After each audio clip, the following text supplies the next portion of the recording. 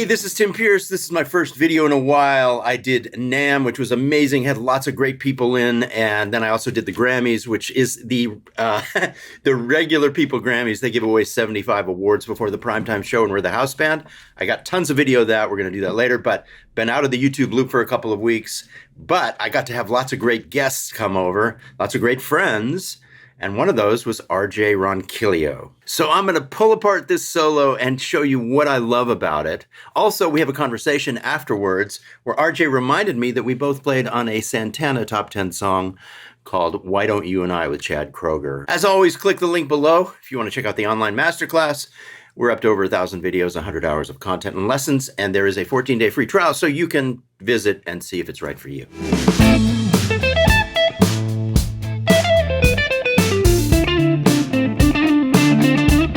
So let's look at this opening. He takes a stab, right? And then immediately comes up here and does this. It reminds me of a clarinet. It reminds me of Benny Goodman playing the clarinet.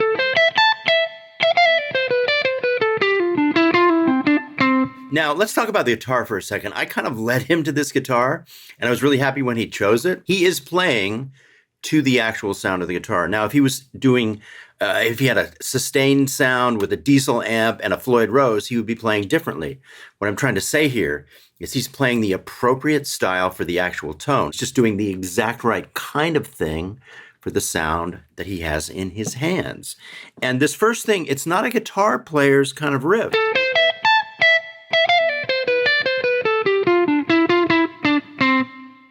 I see a clarinet player when I hear him play that. Now, he finishes this phrase in a very satisfying way, and I mean by that he becomes a blues guitar player again. I've heard a clarinet player in my mind, and now I hear very much a blues guitar player.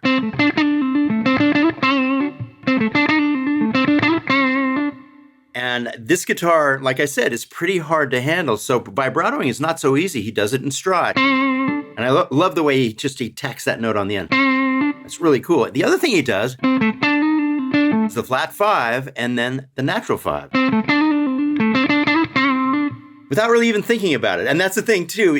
I'm analyzing this, but he's not thinking. It's just instinctive. As you learn to improvise, all of these things, your vocabulary becomes instinctive and you're not thinking.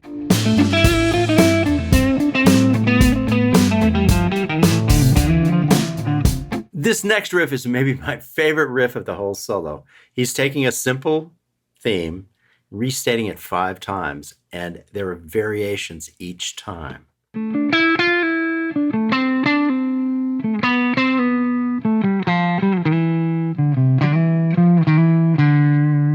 So one more time.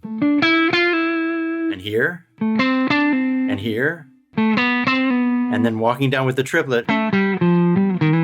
Changes the melody, but the cadence is the same, and then ending up.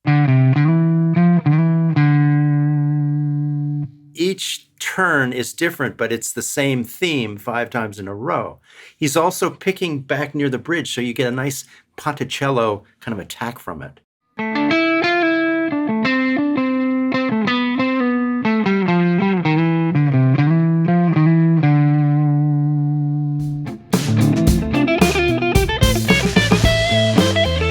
So on the next phrase, the band goes to D minor, and RJ sounds very much like a horn player again.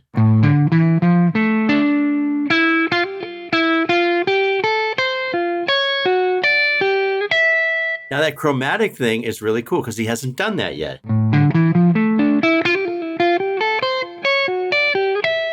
The other thing about that chromatic passage is it delays his arrival to this E note, which is the chord note of the A minor, until the exact moment that it's needed. So if he had left out that chromaticism, he would have arrived at this before the rest of the band hit the downbeat. And then he finishes out with another arpeggio over this kind of A minor shape here, but very much in the style of a horn player. Not a lot of sustain. He doesn't have to. And he leaves a nice pause. That's the other thing about this solo. There's lots of nice little pauses.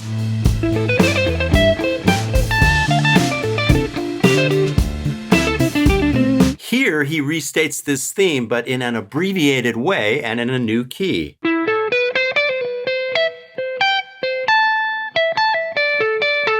It's really a shortened version of the same thing.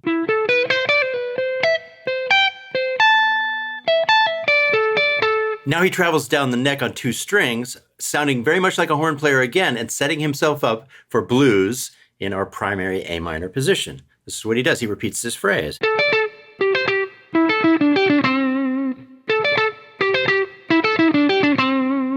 And this last note is vibratoed, kind of foreshadowing the fact that he's about to play the blues right here.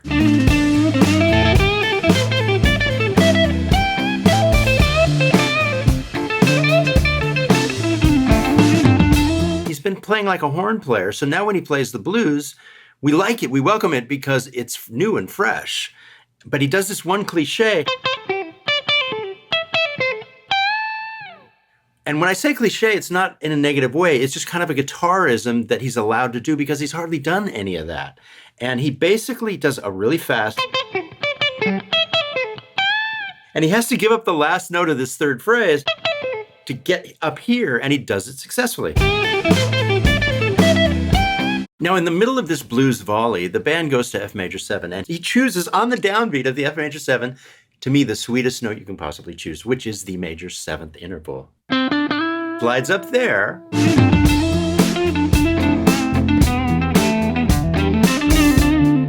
Right? And it's in the middle of playing the blues, but the band goes to F major 7, and that note sounds so sweet, and then he turns it into a melody immediately afterwards. So on the downbeat, he lands here. And then this melody. And then walking down on 1 string.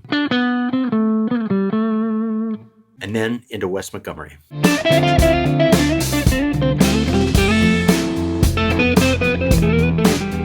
Now, to me, this is the perfect moment for Wes Montgomery style octaves. These are the prettiest chords of the song. So it's a good fit for that reason, but it's also fresh. He hasn't done it yet. So it's always good to add something new somewhere in the solo that you haven't done yet. Also, he's playing a melody. And he does kind of a triplet feel at the end of it. And he hasn't done much of that yet, though. So that's a new thing also.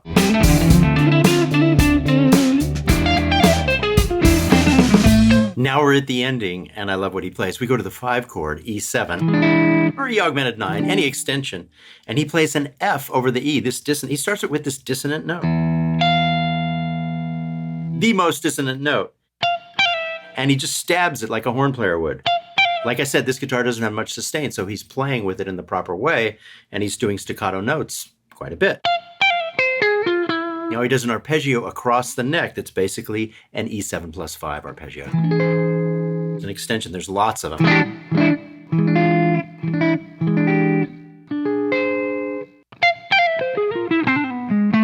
So he ends the solo very much in the same manner that he began it, like a horn player. Now I want to remind you that this was spontaneous. He didn't really think about any of this stuff. It just happened. RJ, welcome back to LA. It's good to be back, Tim. Thank you for having me. And you're just playing so great these days. I hate to use the better with age type of thing, but I feel like I'm getting into my personality as a guitar player. Yeah, I feel the same way, and I'm a bit older than you. I feel like this is the best chapter of my musical life. So maybe that's because we get to do this thing on YouTube and we get to actually do whatever we want. And that's great. After both of us serving songwriters and being part of the music business, yeah, it's nice to be liberated and kind of do what you want to do, isn't it? I know. Yeah. We kind of have a history. I don't know if you remember, but the first time I had met you at a studio, I had told you this little story that we were on the same recording together many, many years ago. Okay, I don't remember, so Okay. surprise me. Santana, Why Don't You and I? We're both on that recording. I was in Miami, and you were here in LA. And at the time, I was stupid, and I said, I don't want to put my last name on any of my album credits.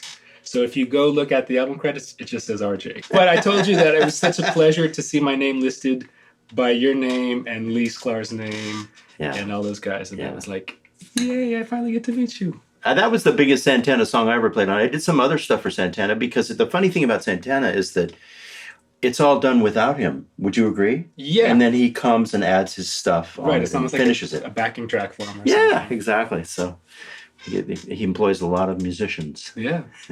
And a few guitar players. Rhythm guitar, it's all rhythm. That's right. You did a video that I really loved that was 5 iconic riffs that are great to practice. But when you are actually performing, you don't want to sound like you're practicing. Do you agree? Yeah.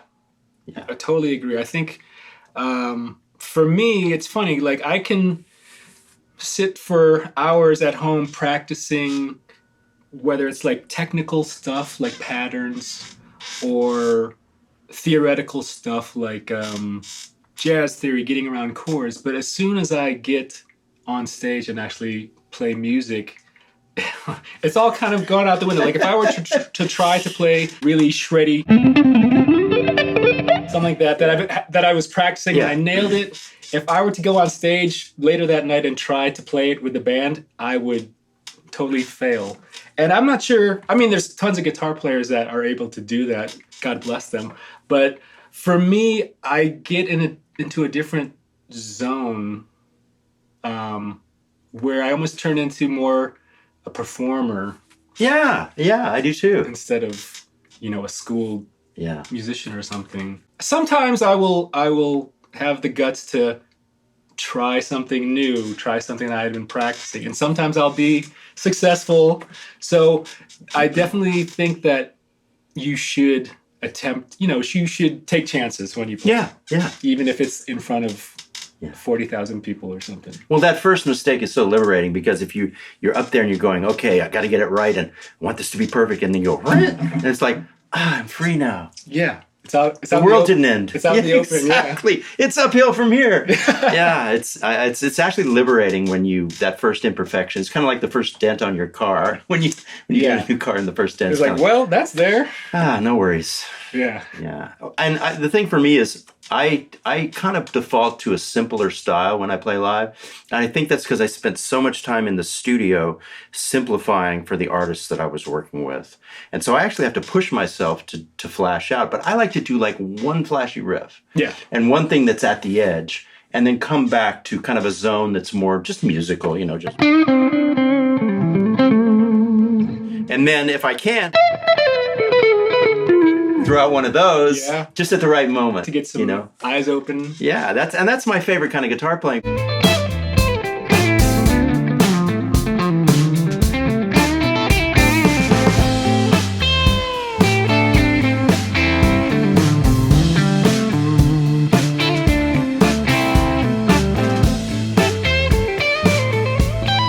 Doing your own thing, having your own kind of musical career, you can actually finally say, this is who I am. Yeah. I'm going to do it my way. I did it other people's way for a long time. Yeah. Now I can do it my way. I totally agree, because when you're doing a lot of session work and playing for other people, you're being who they want you to be. You're playing how they want you to be. So it took me forever to find out who I was as a player, because, being a sideman and doing sessions as well, people would ask me, why don't you put out an album? I'm like, well, because I don't know what I play. I don't know what kind of music, like what if. That's the paradox of it. When you're good at everything, then limitation creates style.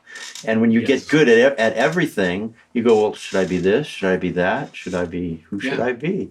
My problem is I enjoy so many types of music. Yeah.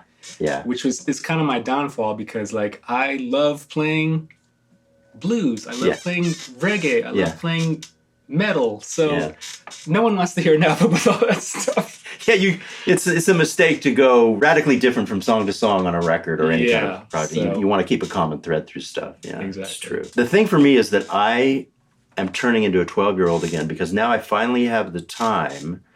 And the reason, because I'm putting stuff on YouTube and I want it to be really, really good. And for my Masterclass members, I want that to be really good. I'm actually studying the guitar again for the first time in a real way, just like when I was 12. Amazing. Yeah. But you were always studying, right? I'm constantly studying every day. I still buy books, guitar books. Right. Not just, watching YouTube videos, which is great, but I still buy guitar books.